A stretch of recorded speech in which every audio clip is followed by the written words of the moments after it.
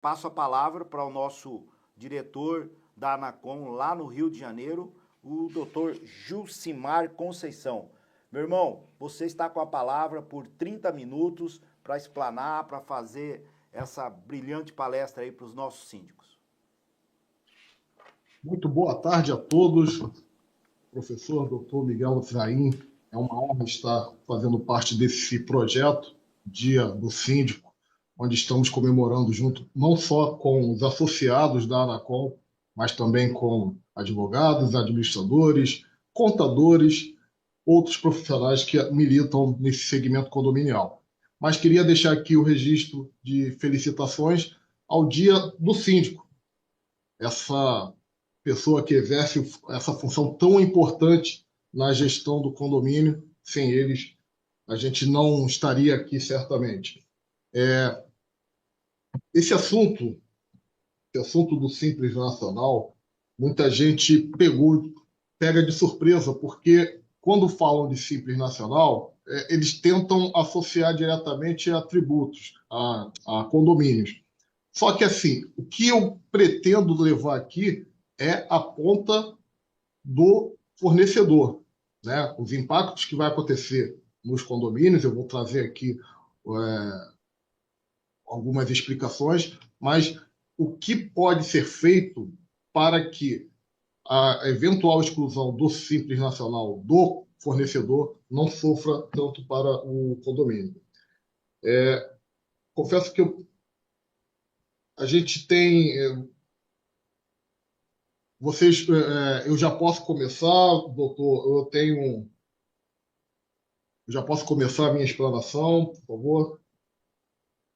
Sim, Jucimar, fica à disposição, tá? Está à disposição, perfeito. Então, vamos lá. Eu vou compartilhar minha tela, que aqui eu trago algumas informações importantes para que a gente possa também aproveitar o tempo o máximo possível, com mais qualidade. Tá?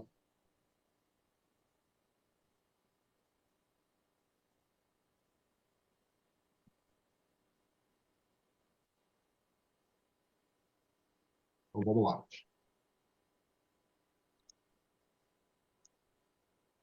Comemoração ao Dia do Síndico, trago a palestra As Exclusões do Simples Nacional e o que os síndicos precisam saber. Tá? Quem não me conhece, eu sou Gilcimar Conceição, sou contador, atuo nesse segmento contábil há 25 anos, recém-completados, desde 99. Hoje atuo como consultor, professor, palestrante, empresário. Sou professor no CRC, no Conselho Regional de Contabilidade, falando desse tema, contabilidade condominial, e sou vice-presidente de uma associação de contadores aqui no Leste Fluminense, diretor também, não só na Anacom, mas também de contabilidade condominial no SESCOM, que é o Sindicato dos Empresários Contábeis, membros de diversas comissões no Conselho Regional de Contabilidade, entre outras tarefas. E essas experiências que a gente vai adquirindo na nossa jornada vai fazendo com que a gente tenha uma visão dos dois lados. Já são 5 anos que eu estou militando diretamente no segmento condominial e, junto com a experiência da parte empresarial, a gente consegue identificar algumas informações que muitos contadores não têm verificado. Eu sempre chamo a atenção, eu brinco que eu sou um contador blogueiro. Então, quem puder me seguir lá nas redes sociais, gilcimarconceição.contador, é onde também entrego muito conteúdo, e no meu canal, professor Gilcimar Conceição. Primeiramente, Simples Nacional. Eu queria pedir uma licença. Primeiramente, Simples Nacional, vamos lá. O Simples Nacional basicamente é um regime unificado de arrecadação de tributos e contribuições. Esse regime ele é destinado para micro e pequenas empresas, tá? De forma mais clara, microempresas e empresas de pequeno porte. E nesse regime ele unifica pagamento de diversos tributos, inclusive os estaduais, no caso o ICMS, e os municipais, ISS. além da contribuição previdenciária patronal. Para que uma empresa consiga entrar nesse regime simplificado, ele precisa seguir alguns requisitos.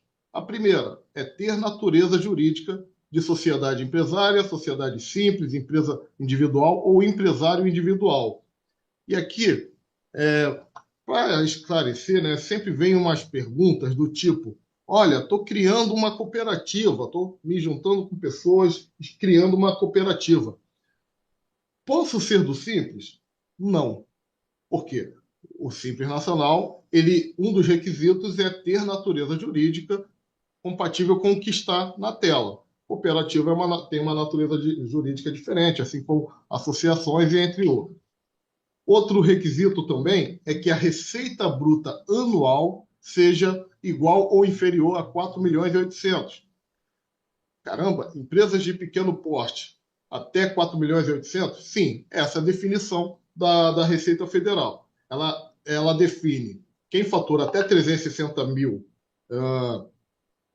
como microempresa e acima de 360, empresa de pequeno porte. E aí, isso é um dos requisitos para que a empresa possa utilizar do Simples Nacional. E o outro é não possuir nenhum dos impedimentos previstos na legislação. Entre eles, atividade. Por exemplo, uma instituição com uma atividade bancária não pode entrar no Simples.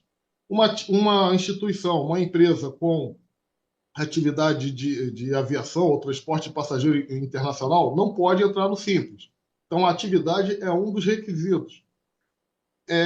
Esse artigo 3º ele traz uma série de requisitos, mas um deles é o motivo do assunto que a gente vai falar aqui, que é a regularidade. A empresa, para se manter no Simples, ela tem que se manter regular, e eu vou explicar um pouco mais sobre isso. Antes da gente falar sobre esses tributos, desse benefício, a gente precisa falar quais são os tributos envolvidos para uma empresa que não é do Simples. Porque quando eu falar sobre isso, vai ficar mais claro o porquê que a grande maioria das empresas são tributadas no Simples Nacional. Vamos lá. Uma empresa que não é do Simples, e aqui o Simples Nacional, como eu disse, é um benefício para micro e pequenas empresas, dependendo da atividade, comércio, indústria ou serviço. Mas eu não vou ficar falando de comércio e nem de indústria. Nosso foco são os prestadores de serviço. Então, são as empresas prestadoras de serviço. Ok? As empresas prestadoras de serviços, elas são sujeitas, quando não estão no Simples, o imposto de renda, contribuição social sobre o lucro, ao PIS, a COFINS e o ISS. 4 tributos federais, 1 tributo municipal. Além disso, também temos o INSS, a cota previdenciária patronal. O que monta quando uma empresa não é do Simples? Veja só a carga tributária. Pode chegar a 16,33% da parte federal e ISS. E o INSS, 25,8% sobre a folha de pagamento. Então, quando a gente fala de uma empresa que não é do Simples, esses números estão envolvidos. E aí, para ficar mais claro, vou trazer um exemplo de um prestador de serviço que fatura ali em torno de R$100 mil por mês.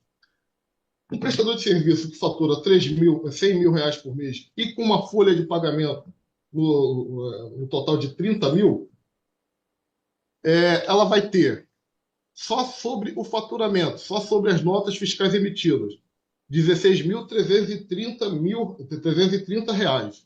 Então, de tributos, aqueles tributos, imposto de renda, contribuição social, imposto de PIS, COFINS e ISS, R$16.330 nesse exemplo hipotético. Ok?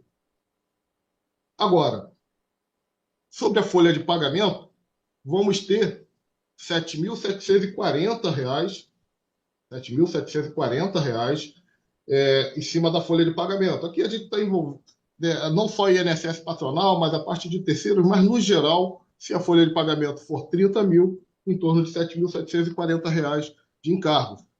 Isso aqui vai dar um total de quase 24 mil, um pouco mais de 24 mil. Então, veja só, uma empresa nessas características né, faturamento de 100 mil, além da folha de pagamento de 30, vai ter o encargo de 24 mil reais.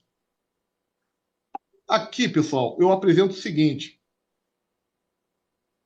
pega a sua pasta de prestação de contas, verifique ali os serviços que são prestados. Geralmente, essas empresas vão aparecer ali.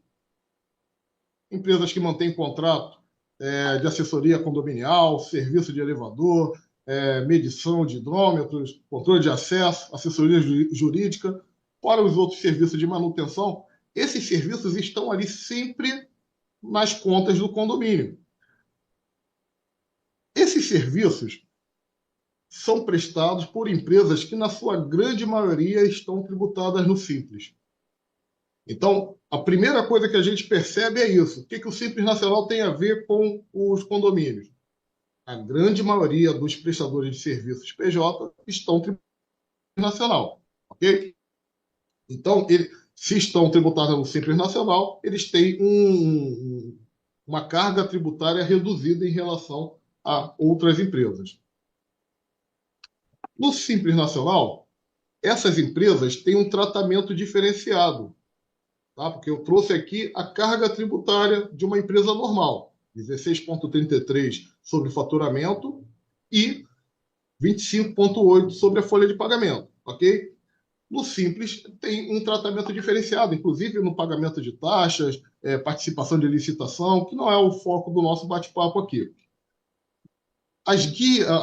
É emitida uma guia única para arrecadar todas aquelas anteriores. Por quê? Quando eu volto aqui, só para vocês terem uma noção, a gestão dessas empresas no pagamento de tributos envolve o seguinte: imposto de renda e contribuição social são tributos trimestrais. Tributos trimestrais. PIS e COFINS são mensais, que vencem todo dia 25. O ISS vai depender da prefeitura, mas varia entre o dia 5 e 10. O INSS vence no dia 20. Então, você tem ali vários tributos e várias formas de pagamento. Quando você vai para o Simples Nacional, é emitida uma guia única de pagamento, tá? Para esses tributos. Não estou considerando o fundo de garantia e nem o INSS, que é descontado dos trabalhadores e dos autônomos. Mas, falando desses tributos, uma guia única. E, naturalmente, com alíquotas reduzidas. E veja só a grande diferença que eu vou apresentar a partir de agora. No Simples Nacional, nós temos algumas atividades, né? O Simples Nacional é dividido por anexos, e cada anexo ele contempla algumas atividades. Então, grande parte dos prestadores de serviços do condomínio são do anexo 3, que começa pagando 6%.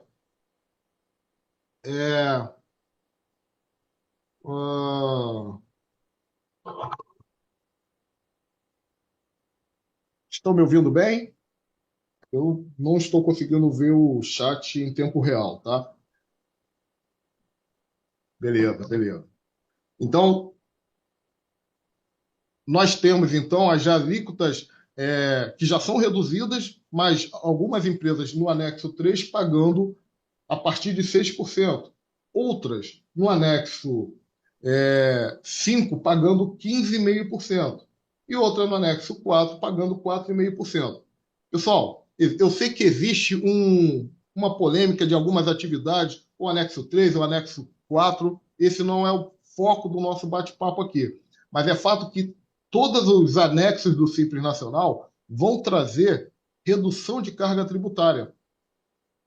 O Simples Nacional ele tem também uma situação que é o recolhimento dos tributos baseado no faturamento dos últimos meses, dos últimos 12 meses. E aí o que acontece? Cada vez que a média de faturamento aumenta, essas alíquotas que vocês estão vendo na tela aumentam também. Então, uma empresa do anexo 3, com faturamento dessa aqui, ele está pagando em torno de 10%. Veja bem, dentro dessa característica que eu trouxe aqui, uma empresa com faturamento de 100 mil reais, pagando 10% de tributo sobre esse faturamento. Já são 10. E ainda tem um outro ponto. Esse INSS, esses encargos sobre a folha das empresas do anexo 3, não existem. Então, uma empresa que está tributada no Simples Nacional, nesse exemplo aqui, ela vai pagar só 10%, comparado com uma empresa que não está no Simples. Dentro desse exemplo, ela tem uma economia de quase R$ 15.000. Então, vocês vejam que a grande maioria das empresas estão no Simples Nacional, principalmente por redução de carga tributária. Aqui eu coloco o 4,5 com um asterisco, porque as empresas do anexo 4 que começam a pagar sobre 4,5, elas têm o INSS patronal, mas não vamos entrar nesse foco aqui. Mas eu quero reforçar o seguinte: bem, o Simples Nacional é um benefício fiscal, tá? O Simples Nacional é um benefício fiscal. E para manter esse benefício, as empresas precisam se manter regulares. E aqui a gente entra, esse é o gancho principal desse nosso bate-papo aqui. O Simples Nacional é um benefício fiscal, a grande maioria das empresas que os condomínios contratam estão no Simples Nacional, mas elas precisam se manter regulares. Só que existe uma situação que acontece no dia a dia de muitas dessas empresas que prestam serviço para condomínios, que esses prestadores geralmente não têm controles. Muitos abrem as suas empresas seguindo passo a passo na internet. Você entra no YouTube, você vê várias pessoas explicando como abrir uma empresa. Então, muita gente faz isso. Consequentemente, esses prestadores não têm assessoria contábil. Então, imagina só o cenário. O cara lá da detetização, ele conseguiu abrir a empresa dele sem assessoria contábil. Ele tá lá, aprendeu de certa forma a emitir nota fiscal. Então, ele está emitindo nota fiscal todos os meses para o condomínio. Tá? Só que ele não está recolhendo os tributos mensais, porque ele não sabe fazer isso. Ou se está fazendo errado. Ele não está fazendo também as declarações mensais. O que acaba acontecendo? Ele vai ser excluído do Simples Nacional.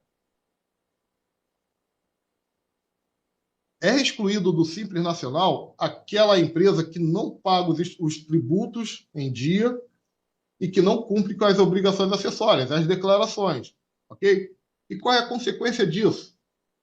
Nesse ano de 2024, foram 1.876.334 empresas notificadas pela Receita Federal. A própria Receita Federal, ela anunciou no Facebook, nas redes sociais deles, que essas empresas começaram a receber essa notificação, alertando para os débitos serem regularizados. E aí vejam o que está na tela: 1.876.334 devedores, dívidas em torno de 26,7 bilhões de reais. Só que o que chama mais atenção, o que interessa mais para a gente aqui, é a informação que está em amarelo lá embaixo. Para evitar a exclusão, a partir de 1º de janeiro, o contribuinte precisa regularizar seus débitos. Então, amigos, se essas empresas não estão regularizando os débitos, elas foram notificadas a partir de setembro. Elas têm até 31 de dezembro para regularizar seus débitos. Se elas não regularizarem, a partir de 1º de janeiro, elas estarão fora do Simples Nacional. Tá? Aí elas vão ter que voltar a recolher os tributos baseado ou no regime lucro presumido ou no regime real, do lucro real. No lucro real, eu nem entro em detalhes aqui, porque o lucro real geralmente é para grandes empresas que mantêm controles, porque o lucro real, a ideia do lucro real é apurar o imposto baseado no que aconteceu na realidade, né? Então, se você tem um faturamento, no mesmo exemplo que eu dei, de 100 mil, folha de pagamento 30 e outras despesas que bate 20, o lucro da operação daquele mês vai ser 50 mil. Os 50 mil vai ser a base para recolhimento dos impostos. Mas isso requer um controle que as pequenas empresas não têm. Então, tanto que eu apresentei os tributos no lucro presumido. Essas empresas vão voltar para o lucro presumido se elas forem excluídas do Simples. Vão ter que recolher em torno de 16% sobre o faturamento e a folha de pagamento 25,8%. Elas também vão passar a fazer as declarações que, como o Simples Nacional, elas não faziam. Amigos, qual é o resumo disso? Qual é a consequência disso? O custo deles vão aumentar. O custo, eles vão precisar de uma assessoria contábil, vão precisar de um funcionário, de um colaborador que entenda melhor, eles vão ter que pagar tributos numa alíquota maior, o custo, no geral, vai aumentar. Nos condomínios, né, como eu estou dizendo aqui, o custo aumenta e vai depender, naturalmente, de cada fornecedor. Aquele fornecedor mais honesto, ele pode querer tentar negociar com o condomínio, com o síndico. O síndico, olha só, tive algum problema tributário aqui, queremos regularizar, mas infelizmente a gente teve um aumento aqui do nosso custo, com impostos, com funcionários, com profissionais de contabilidade, e a gente vai precisar reajustar o nosso contrato. Naturalmente, isso é quase uma utopia, né? Dificilmente você vai ouvir isso, mas pode acontecer. Só que o que geralmente acontece é que esse fornecedor ele fica calado na dele, ele corre para abrir uma outra empresa e começa a faturar no nome de outra empresa para o seu condomínio. Isso é o que geralmente acontece. E aí o síndico, a administradora distraída, só vai perceber isso lá em março, abril, porque em janeiro, isso aqui é importante também colocar, em janeiro ainda é o reflexo de dezembro. Então, as contas de janeiro vão ser baseadas no faturamento do fornecedor original. Mas se esse fornecedor for excluído do Simples e não for regularizado, e ele vê que realmente ele tem que faturar por outra empresa para ele continuar pagando os tributos numa alíquota menor, ele vai correr atrás para legalizar uma outra empresa. Muitos utilizam nomes parecidos, nomes de fantasia parecido, e vai ficar faturando para o cliente, para o condomínio. E geralmente a galera não percebe isso. Mas, nesse momento que muda a tributação do seu fornecedor, síndico, o condomínio ele passa a se preocupar com retenções federais, impostos que os condomínios não se preocupavam até então. Vou pegar uma empresa de detetização. Se ela for excluída do Simples, até então ela não tinha a retenção do PIS/COFINS da contribuição social. Se essa empresa for excluída, o condomínio precisa reter, é obrigação do condomínio reter, receber a nota fiscal, analisar a atividade, analisar a tributação e decidir reter. Ah, não está na nota fiscal, mas a legislação diz que precisa reter, tem que reter. Não precisa estar na nota fiscal para não reter. Estão entendendo? Então, essas empresas acabam tentando ludibriar muitos síndicos, muitos condomínios, muitas administradoras e acabam ficando na sua. Tá? Mas o condomínio passa a se preocupar com as retenções. E, além disso, pessoal, passam a se preocupar em declarar a FD-REINF, que é a Escrituração Fiscal Digital das retenções e informações fiscais. Se tem retenção, tem que fazer a declaração da REINF. Muitos já fazem só do INSS, mas na exclusão vão ser obrigadas a reter e declarar. Então, aqui eu já vou encaminhando para o fim, porque eu quero falar direto para você. O que fazer para evitar surpresas? Primeira coisa, seu fornecedor é optante do Simples Nacional? Uma consulta no Google, você consegue. Digita lá, consulta optante no Google. Você vai entrar no link da Receita Federal e vai digitar o CNPJ do seu fornecedor. Apareceu ali que é optante pelo Simples Nacional, conforme aqui embaixo, ok. Agora, muitos vão estar assim, ó, como aqui embaixo, ó, desenquadrado. Esse aqui foi desenquadrado e não voltou mais. Perdão, esse aqui foi desenquadrado e voltou. Ele continua optante. Mas lá embaixo ele vai trazendo o desenquadramento. E essa consulta também serve para MEI, porque isso também está acontecendo com o microempreendedor individual. Só que a grande diferença, você, síndico que está assistindo, você pode até pode ter está acontecendo com você nesse exato momento. Muitos MEIs foram excluídos do Simples Nacional e não conseguem emitir a nota fiscal nesse mês. Muitos foram excluídos, continuavam a emitir porque o sistema não alertava, mas a partir de um determinado momento o sistema começou a alertar. Então, essas consequências têm acontecido. Optante pelo Simples Nacional, você também pode optar o MEI, tá bom? Aqui a gente tem o seguinte: uma empresa que não é optante do Simples e que foi desenquadrado em vários momentos. Então, essa consulta vai trazer essas informações também. O segundo ponto que eu quero levantar são as certidões negativas de débito. A certidão negativa deve entrar, a gente orienta que seja emitida a certidão negativa de débito todos os meses, na pasta de prestação de contas, seja anexada. O ideal é que seja de todos os fornecedores. Certidão negativa nega que haja alguma pendência na Receita Federal. Mas muitos fazem o seguinte: colocam na pasta a certidão positiva. A certidão positiva, ela atesta que há débitos, mas esses débitos foram negociados, né? Ou ainda não foram exigido o pagamento. Mas cada caso é um caso. Tá? A gente sabe que tem situações da Receita Federal que eles estão emitindo a certidão positiva antes do vencimento do tributo mensal. Mas essa é uma situação que a gente vê em outro momento. Um outro ponto que é interessante é você está lá com a relação com o síndico, com o prestador de serviço. Não saiu a certidão negativa, já verifica com seu fornecedor o que está acontecendo. Às vezes está passando por uma dificuldade ainda no ano e vai resolver. Mas se não saiu, já verifica o que está acontecendo. Para o síndico, outro ponto também que eu autorizo, que eu falo, não autorize pagamento para fornecedor, não autorizar o pagamento a fornecedor que tenha sido excluído do Simples e que não foi regularizado. Tá? Não faça isso. E também verificar se a empresa que foi excluída, que tem a informação que foi excluída do Simples, se em janeiro ela regularizou essa situação com a Receita Federal.